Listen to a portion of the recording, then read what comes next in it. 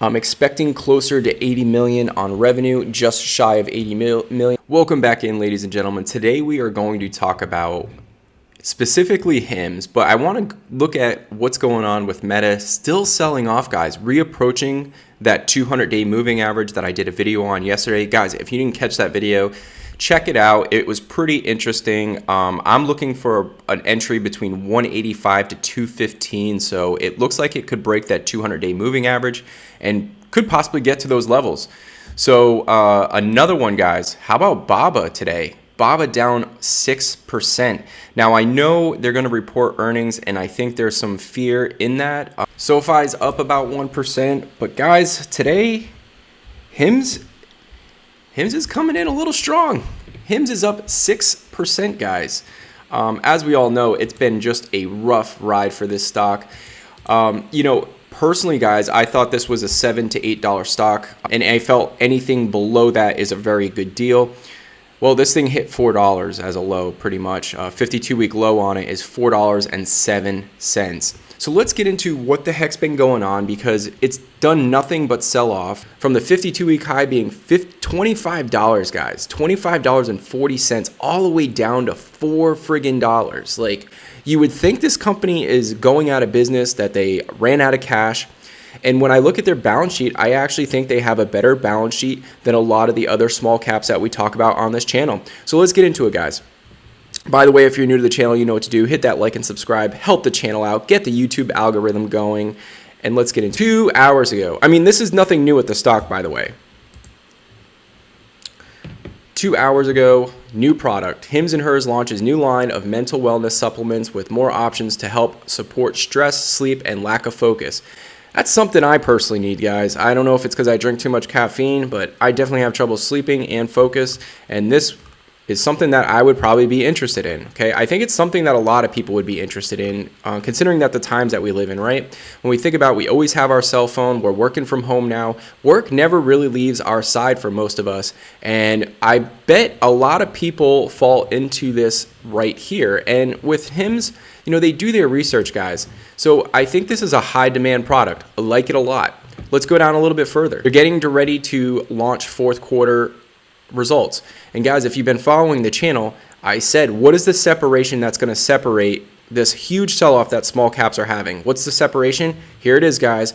It's going to come down to who's producing and who's not producing. We are going to get the biggest, guys, we are going to get the largest disparity of quality and quantity the stock market's ever seen, okay? This stock market has never seen more companies go public in the last 2 years than in any point in United States stock history, okay? So we are going to see massive, massive moves, okay? And to be honest with you, I don't know who's telling the truth and I don't know who's lying. All we can do is go over the finances and try to make our own projections, okay? Along with that, guys, HIMS launched the new app, right? Now, this is something I need to keep an eye on when I look at their report. 18 days ago, HIMS and Walmart collaborate to expand availability of hair care offerings to 1,400 national stores, guys. All right, so we know they got to partner with Amazon. We know they got to partner with Uber.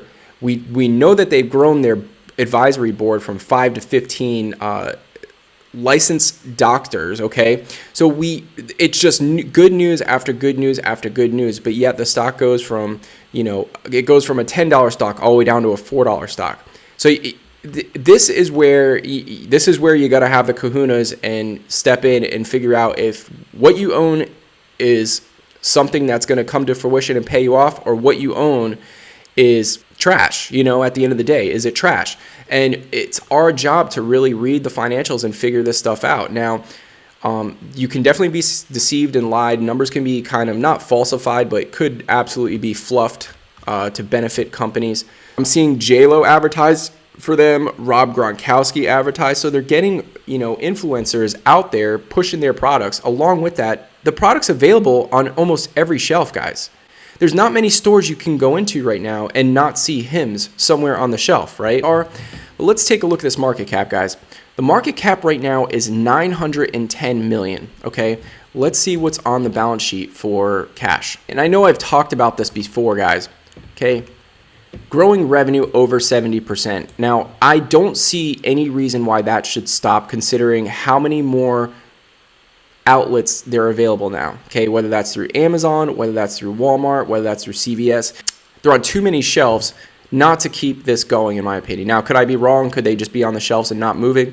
Absolutely, and that might be something I have to go do, is take a look at my local stores and see if the product's moving, right? So when we think about a market cap, they got a market cap of what, 900 million? 900 million market cap. Liabilities are zero, and 252 million in cash. By the way, they're growing revenue by over 70%. Let me paint you a picture. Venture capitalists put $1 billion market cap on this company pre-revenue. So before they were doing 70% revenue growth, and before they had any cash on their balance sheet, they gave them a market cap, a market estimation of $1 billion. We back out 252 million out of the 900 million market cap. Yeah, guys, you're basically buying the company for enterprise value right now, which is right around 650 million. So you're paying a huge discount to what venture capitalists were putting in money and putting a valuation on this company originally. Pre-revenue, by the way. Okay. So when you think about that, you never really get in at those kind of prices, to be completely honest. Okay. So when I look at the financials, guys, the concern I had, or big problem I had with the financial statement, guys, right here. When I think about that, they had M&A. They had a few M&As for companies overseas, okay, that they acquired. I think there's some fees tied in with their SPAC deal going public. And so when you back that out, and they grew revenue by 70%. Now the revenue's sitting right around 228 million. Okay. I'm expecting revenue growth to still come in strong. I'm expecting expenses to come down drastically. Okay, that's my personal thesis. All right. I'm expecting revenue to keep growing steadily.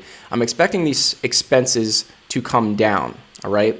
There's a lot of companies not as well capitalized as this. They have pretty much a 3-year burn rate in their savings account. They're growing revenue by 70%, and I don't think these expenses are long-term expenses, okay? Now, are they spending more on advertising? Did they spend a lot on bringing on these other doctors? Yeah, I'm sure they did, but I'm hoping it's more stock-based compensation incentivizing them to, essentially grow the stock price. But who knows, I don't know until the details roll out on that.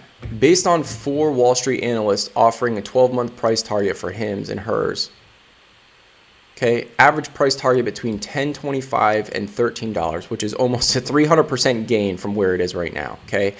Low forecast is $7, guys. So literally the low end has 100% upward movement. The high end has almost a 300% upward movement. This estimate on February 22nd, fourth quarter announcement, guys, is going to be right around negative 10 cents and 76.8 million in revenue. Okay. Definitely doable, guys. Definitely doable.